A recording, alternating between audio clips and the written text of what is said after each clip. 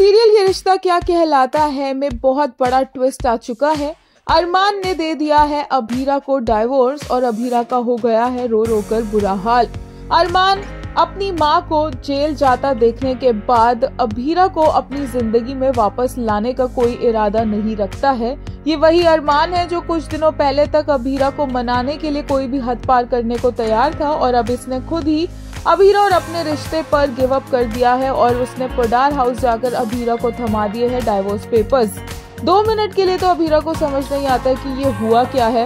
वो इन divorce papers को accept ही नहीं कर पा रही है, इस फैक्ट को डाइजेस्ट नहीं कर पा रही है कि अरमान उसे छोड़ रहा है, उसे डाइवोर्स दे रहा है।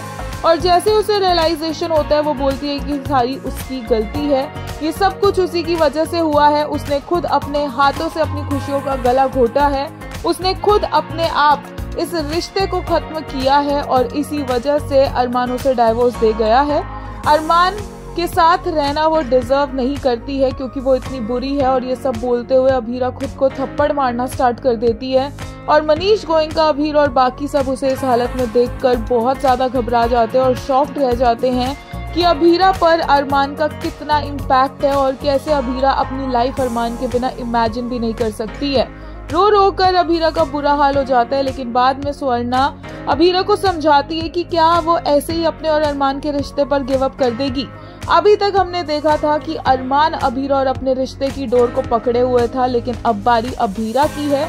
अभीरा को गिल्ट है अरमान की मां को जेल भेजने का और अभी उसमें हिम्मत भी नहीं है कि वो किस मुंह से अरमान के पास जाए। लेकिन सुवर्णा उसे बोलती है कि उसे जाना होगा, उसे कदम उठाना होगा, उसे अपने रिश्ते को बचाना होगा। देखना इंटरेस्टिंग होगा कि कैसे अभीरा अब अरमान को कन्विंस करती है ये रिश्ता ना तोड़ने के लिए, क्योंकि वो तो ऑलरेडी डाइवोर्स पेपर्स पर साइन कर ही चुके हैं।